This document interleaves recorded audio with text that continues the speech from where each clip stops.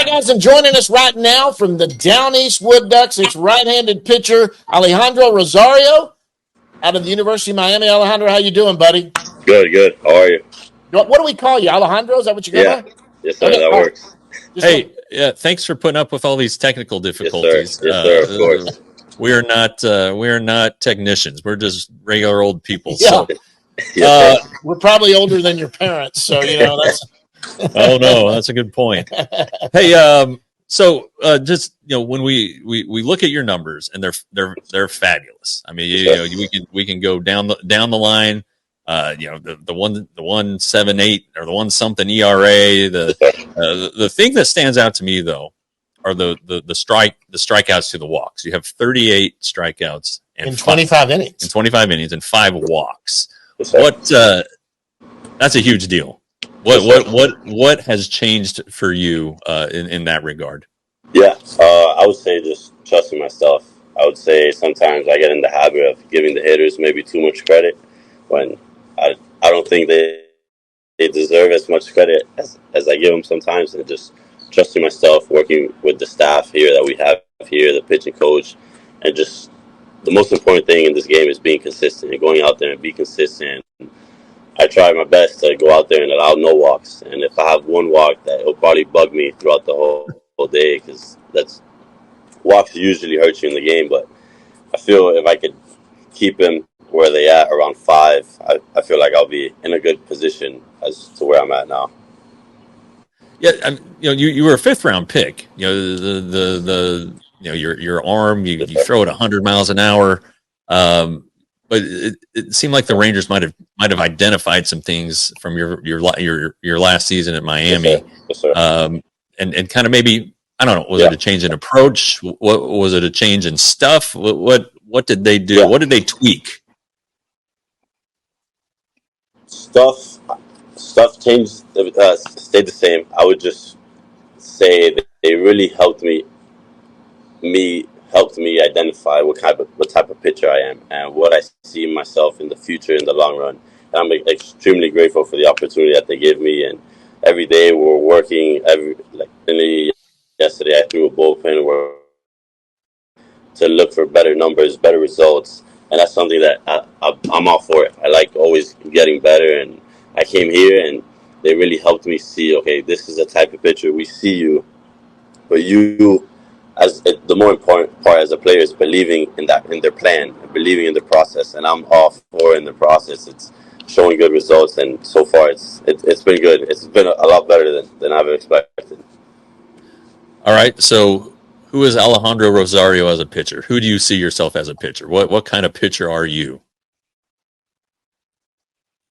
I would say I'm a power pitcher with 3+ pitches. What are the 3 pitches? What do you throw? I know you throw fastball. You throw 100 miles an hour. What else you got? Yes, sir. Yes, sir. I throw a splitter. That's probably would be my strikeout pitch, and I mix in a slurve in there as well. So how much of a drop off do you get in your splitter? You go from 100 miles an hour. Was 10 miles an hour? What does it do? It's between 90 to 93, depending on the range on my fastball that day. Recently, my fastball has kicked up a few knots, so the splitter is following it and being a little bit harder, but shape is still the same. It kind of just drops when it's getting closer to the plate, and I try to throw it the same as the fastball, so it looks the same, with the same arm action. And so far, I've been getting good results. Yes, sir. So the split-fingered pitch seems to be a really popular in the Rangers organization. I mean, obviously Nathan Eovaldi and Kirby Yates throw them. Yes, sir. Cole Winn throws one. I think Mark Church throws one. Yes, sir. Is it something you've refined since you were drafted, or is it something that you've always had? I've always had it, but I've never thrown it as much as I do here. And being, like you just mentioned, Eovaldi, watching him throw, he's always been one of my favorite pitchers. I like the way he competes, his competitive mindset, and the way he gets after it. Seeing the way he uses his splitter, I kind of try to simulate that same profile to me, using it the same as him, and try to have the same pitch characteristics. And it's been ever since I got in here, it's gotten a lot better. You're in your first professional season. You've been in Miami your whole life. You're born there, high school there, college there. You're not far away, but how are you handling life on your own? Yeah, well, I feel I feel well prepared. I was a self parent, just me and mom. Back in Miami, she taught me everything I know. She was hard on me, but it helped me be where I am today, and knowing how to live with myself. And she taught me things, cooking, and having to do my own laundries. That was a pretty big step for me, and being able to like just become an adult and just be ready to live life on your own. And like that now, when I go back home, I help her out around the house and doing groceries and cleaning around. Now it's like I was well prepared because she taught me so well.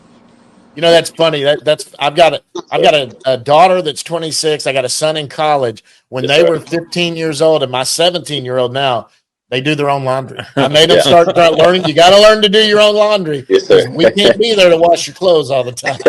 Yes, sir. Your mama did you right. I'm telling you right now. Yes, sir. So, you look at this Down East pitching staff. I mean, you're not the only one who's having a lot of success. No. I mean, Cole Drake has numbers that are a lot like yours. William Bormey's having a nice season. Yeah.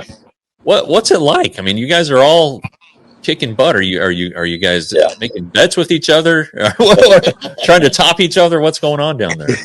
Well, I would say we're very competitive on our bullpen days.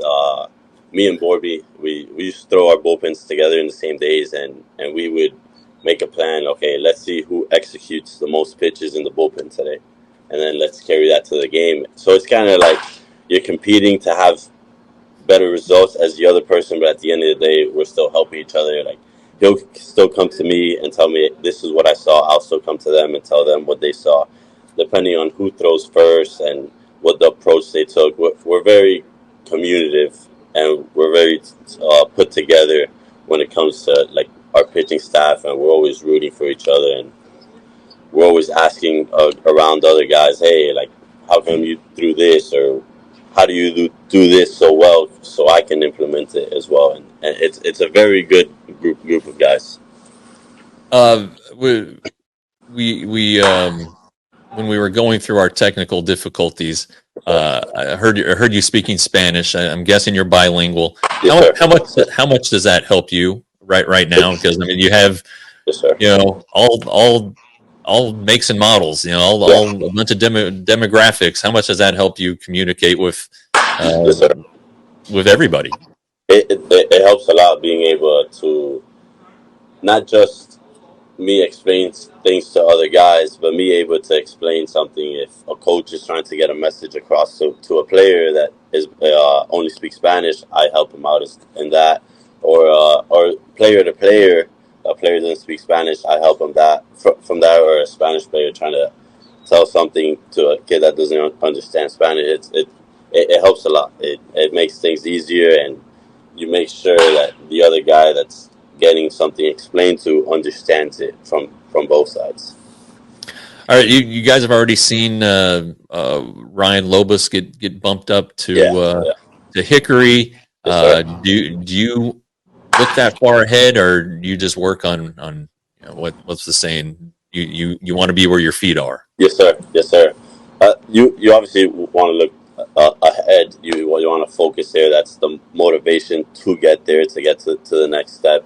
But the most important thing is focus on where you are now. You try to think ahead, or it's like the saying, you can't run before you walk. You got to walk here. You got to dominate here, and then the organization is going to do their job to when they feel they're ready for you to move up. You'll move up, but as long as you stay here, you stay mentally focused, you stay consistent. Everything for the most part will take care of itself. Okay. All right. Yes, well, hey, we have this show. We also have a bigger show where we go longer and keep guests on. Yeah. So we don't want to get into the full Alejandro Rosario story right now. Yes, but we do want to have you back on the big show. Yes, sir. Of course. We'll find a time to do that, and a better wireless connection, and Yeah. hopefully not a thunderstorm raging outside our little studio here. But we're so glad that you joined us today, that you fought through the computer deal. Yes, sir. And Thank you. we're really looking forward to seeing what's next for you and this sir. season, and looking forward to having you back. Yeah, we talked sir. about actually, tomorrow we're heading to Round Rock. We're going to do a couple shows there. We've talked about a road trip up to Hickory and down east, trying to get something in. Yeah. We'll see if we can. Yes, Hopefully, sir. we got to Yes, do sir. it. If not, at spring training next year, we're going to definitely come find you when we're out there and give you. But we're going to get you on the big show. Yeah, absolutely. Yes, sir. Get you on there. I'll be there. Thank you. All right. Listen, thanks for working with us today, Alejandro. That's Alejandro Rosario. He's a right-handed pitcher for the Down East Wood Ducks. Remember that name, guys. He's throwing 100 miles an hour. He's got 3 pitches, and he's making his way. He's making his way up. Alejandro, thanks for joining us, buddy.